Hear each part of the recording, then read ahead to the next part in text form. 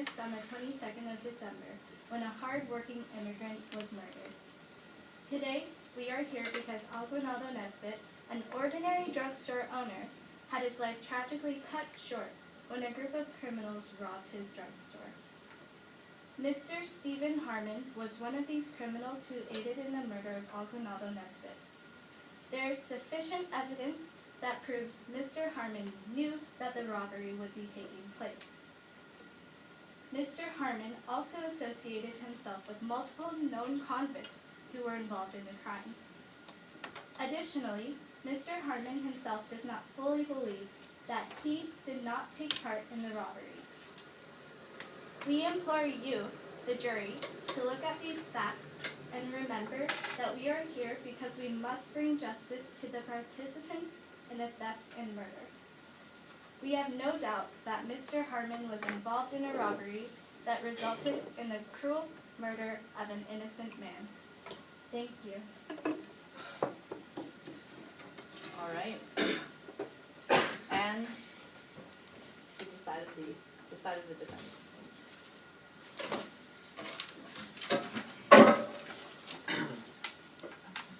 Ladies and gentlemen of the jury, we, Thomas Kwok, Jessica Park, Angela Kim, and John Kim, are here to represent the defense and to let all of you know our client, Steve Harmon, is innocent. The American judicial system has been built on a set of principles.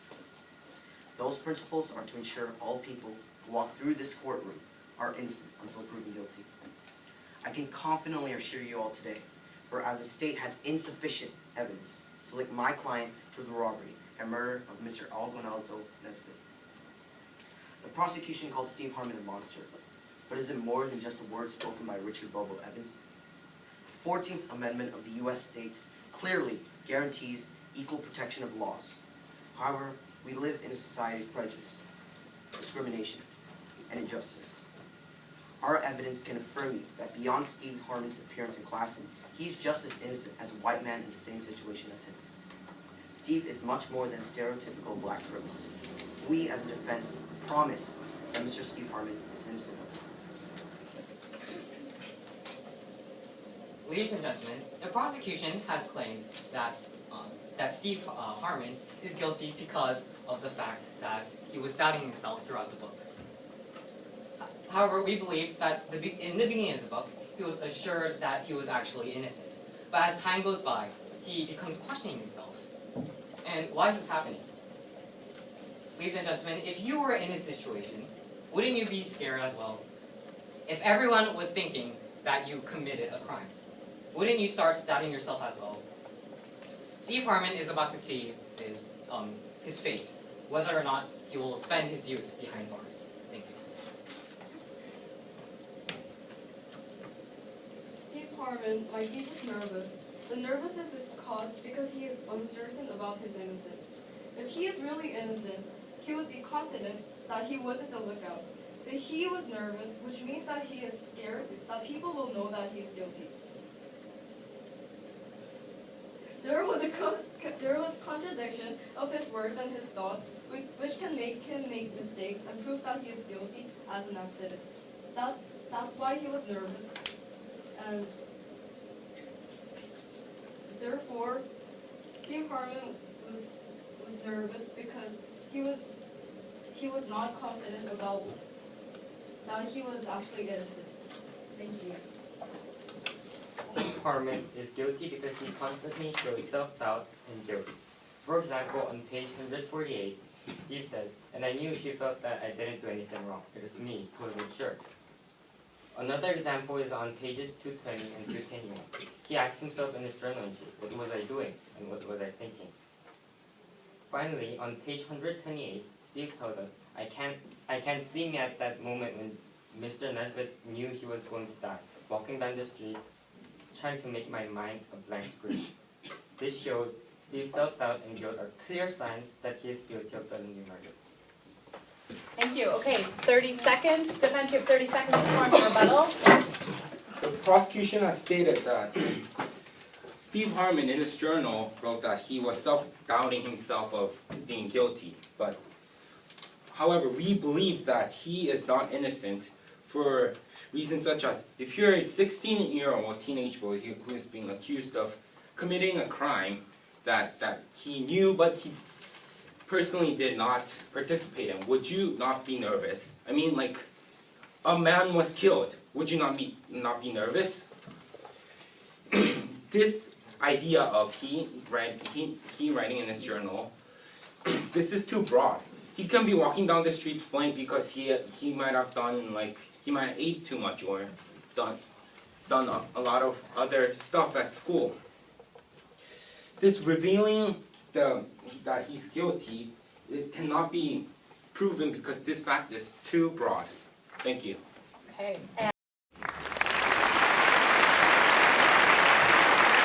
Well, first off, in the defense's first argument, they stated that Steve Harmon didn't enter the drugstore.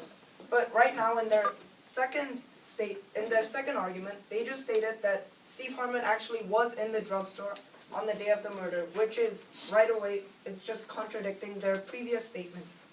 And furthermore, Steve Harmon giving no signal could have always been an A-OK or you can enter signal. As we saw, there were no cops or anyone in the drugstore at that time, and Steve Harmon not giving any signal could have been the signal for Bobo and King to safely enter the drugstore. Thank you.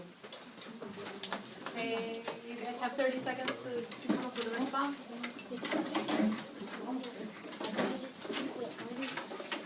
You guys are ready? Okay. You can have 30 seconds.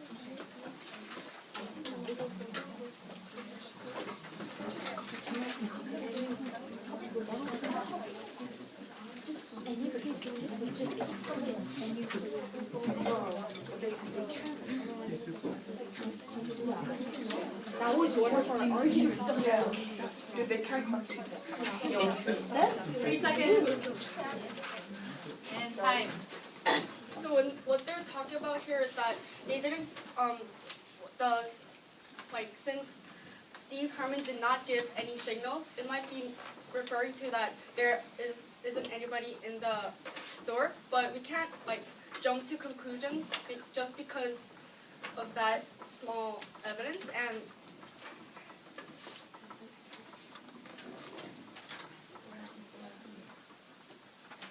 And also Lauren Henry said that there was the only person she saw in the crime was James King and another man who obviously wasn't Steve Harmon.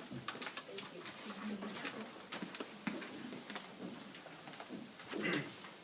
So one reason that Steve Harmon is guilty is that he lied on stand in court about him being in the drugstore on December 22nd. In his journal on page 140, Steve Harmon writes specifically that I walked into the drugstore to buy some mints. However, in court, he claims that he didn't know exactly when the robbery happened, but he knew exactly that he wasn't in the drugstore that day. This was on page 29, 229. This means that one of those two statements is a lie. However, Mr. Harmon has no reason to lie in his journal, then state the truth in court. Therefore, Mr. Harmon had lied in court. This means that Mr. Harmon was present at the drugstore. If he was present at the drugstore, but in the court he had claimed that he wasn't, it proves that he is a guilty man. Okay, you guys have 30 seconds to form a rebuttal.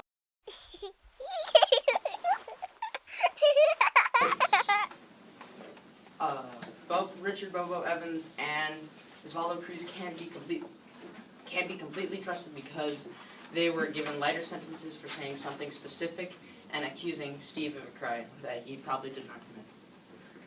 Thank you.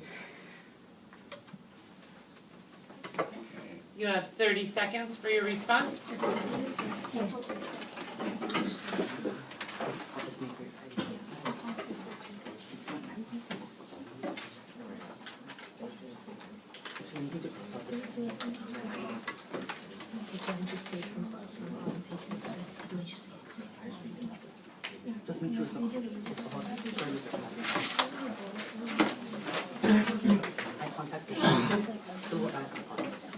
Okay, stop.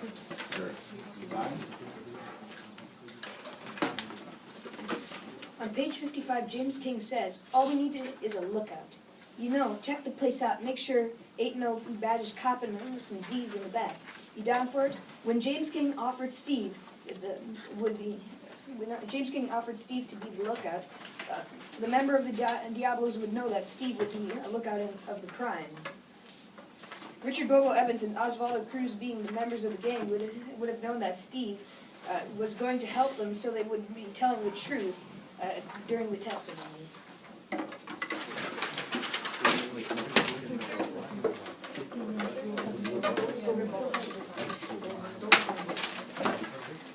The prosecution may argue wholeheartedly that due to Steve Harmon's lack of confidence within his own innocence, he is guilty. False. Page 77, 78. He clearly states when other prisoners question him that he is innocent. On page 111, when his father comes to him, talks to him, he says, I'll tell them exactly what happened, that I did nothing wrong. He knows he is innocent. What do you mean he is not confident within his answer? Thank you. 30 seconds.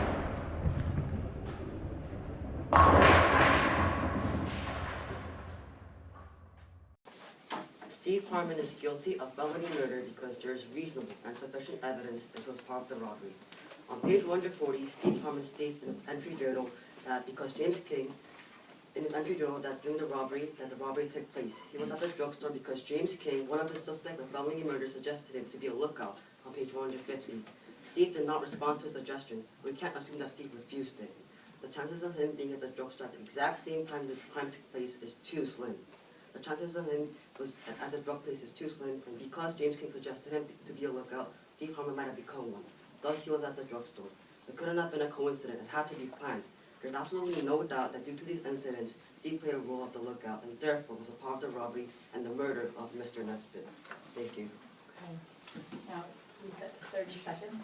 You guys have 30 seconds to form a rebuttal. So put your heads together. So they're accusing Steve of being a lookout, but Yeah. so you can do your second one. This is a rebuttal. You're forming a rebuttal right now to that argument. Can you respond to the rebuttal? Yeah, and you guys will respond to it. He never responded. Remember, teams, everyone in your group needs to talk as well at some point. 5 seconds.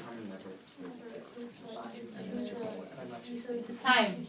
Defense, please provide the rebuttal to that argument. You stated that the coincidence of Steve being in the drugstore at the time with King and Bobo, because of the conversation they had, you can never be sure because he did not provide an answer. So how can you prove to us that he said yes or no and decided to be the lookout? Okay, thank you. You guys have 30 seconds to form a response.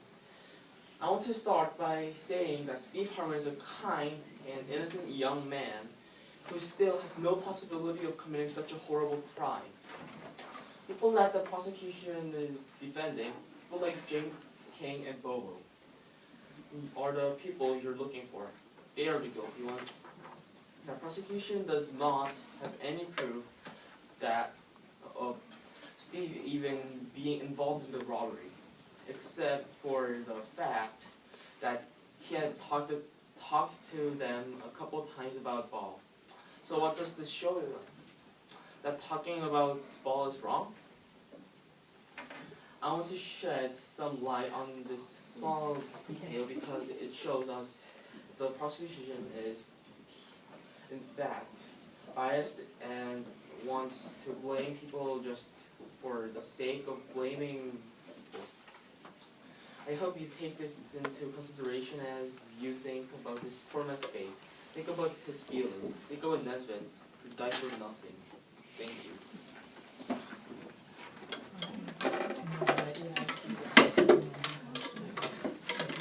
All right, and now the prosecution will deliver your closing.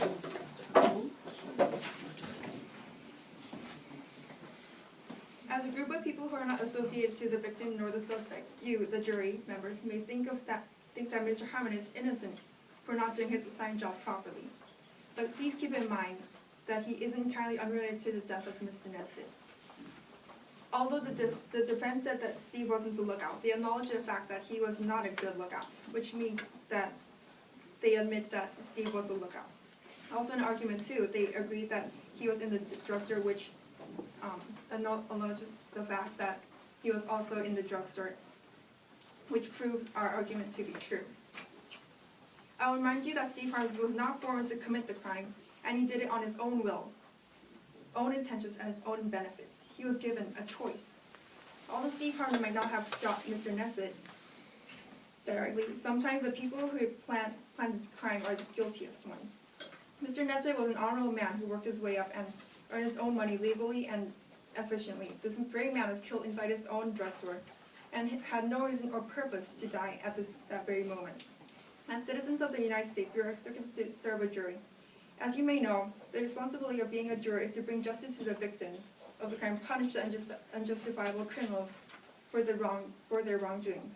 Mr. Harmon has clearly committed a serious, unforgivable crime, and it would be wrong if a guilty criminal walks out of the courtroom free of charge.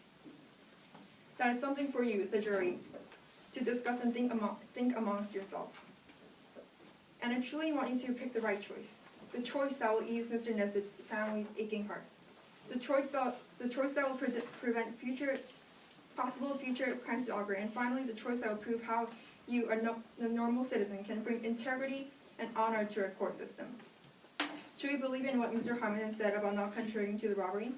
As a jury, this question should be considered deeply to deliver the verdict of guilty. All I ask for is the justice to this foreigner who has dishonored and murdered for a few packs of cigarettes and cash. Thank you. Woo! You're done!